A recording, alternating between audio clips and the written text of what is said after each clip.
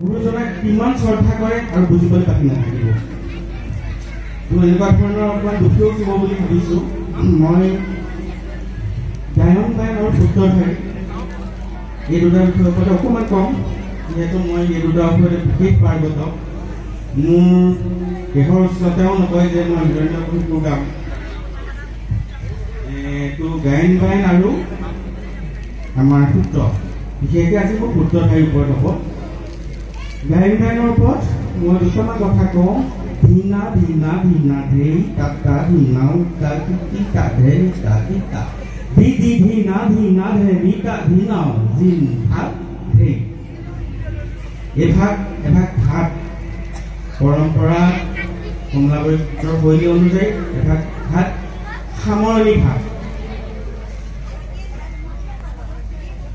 এতিয়া চাপকে এই ভাত ক'ত উপস্থাপন কৰে আজি শিল্পীসকলে শিল্পী দলসকলে আৰ কাপোৰৰ প্ৰথমতে যেতিয়া আৰম্ভ হ'ব, আৰ কাপোৰৰ বাহিৰত প্ৰথমতে সেইভাগে বজায়। মানে চাওক ক'লে গ'লগে সামৰি ভাত বাগে প্ৰথমে আৰম্ভ কৰে, মানে ভাওনাখন প্ৰথমতে সামৰিয়ে লয়, তাৰ পাছতে আৰম্ভ কৰে। ভাত বজাওঁতেও গায়নজনে অকণমান অনুধাৱন কৰিব লাগে যে মই ভুল ভাগ ক'ৰ পৰা লৈছোঁ, এইটো ভাগ কোন সত্ৰৰ শৈলী মতে, বা মই এটা কথা সত্ৰ বুলি কৈ আছোঁ সেইবুলি কিন্তু মই গাঁৱৰ যি পৰম্পৰা চলি আছে ভাওনা গায়ন বায়ন বা সূত্ৰধাৰী যি পৰম্পৰা চলি আছে গাঁৱত অতি জগতত চলি আছে সত্ৰ গাঁও, কিন্তু মই তেওঁলোকক অসন্মান নাই কৰা। মই তেওঁলোকক অসন্মান কৰাতে আজি এই প্ৰতিযোগিতাৰ ফলাফল মই নিজে সত্ৰৰ বৰগায়ন বুলি লোকে কয়, মই কিন্তু নিলিখোঁ দেই, মই অকল গায়নহে লিখোঁ। সত্ৰৰ প্ৰতি সন্মান জনাই বৰগায়ন কৰিছে বা নিৰ্মালি পাইছোঁ কাৰণে কৈছে, সেইটো ক'বলগীয়া একো নাই, আক্ষেপ কৰিবলগীয়া একো নাই। কাকো আমি অশ্ৰদ্ধা নকৰোঁ। অশ্ৰদ্ধা কৰাহেঁতেন আজি এই প্ৰতিযোগিতাৰ পৰা যি যোৱা গায়ন বায়নে পাইছে তেওঁলোকে সম্পূৰ্ণ এটা বেলেগ শৈলী বা ফুলৰ মতে তেওঁলোকে উপস্থাপন কৰিছিলে, আৰু মই তেওঁলোককে প্ৰাধান্য দি তেওঁলোককে পুৰস্কাৰটো দিবলৈ, তেওঁলোকে মোক অকল মই কোৱা কথা নহয় দেই, মই চাৰিওজনৰ সৈতে আলোচনা কৰিলোঁ। আপোনালোকে কেনেকুৱা দেখিলে? মই জনতাৰ দিহা পৰামৰ্শও ল'লোঁ, খুব ভাল লাগিলে বুলি কৈছে, খুব ভাল লাগিলে বুলি কৈছে, অনুভৱ বহুত ভাল।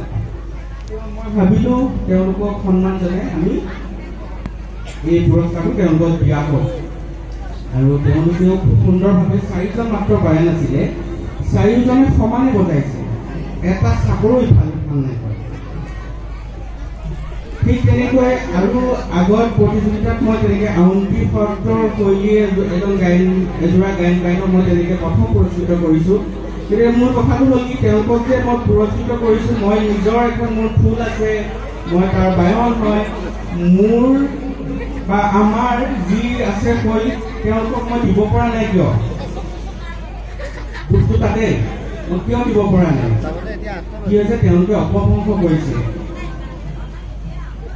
মই অপভ্ৰংশ কেতিয়া সহ্য নকৰোঁ। প্ৰমাণ হিচাপে আপোনালোক দেখুৱালে প্ৰথমতে ভাওনাখন সামৰি লয়, ধীনা ধীনা ধীনা ধেই তাতা ধীনাও তাকি তাধেন তাকিটা ধীনা ধীনা ধীনা ধীনাও জিনভাগ ধেই।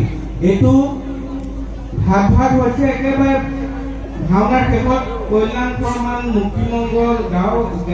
মুক্তিমংগল আচলতে এতিয়া সূত্ৰধাৰীয়ে গায়, অকল মুক্তিমংগল সকলো ভাওৰীয়ে গাব লাগে, আৰু সূত্ৰধাৰী গোৱাৰ কোনো অৰ্থ আছে বুলি মই নাভাবোঁ, মানে বিচাৰৰ প্ৰক্ৰিয়াত দেই, কাৰণ তেওঁ আগতে কৈ থৈ যায় ইতি সূত্ৰ নৃত্য নিষ্কান্ত।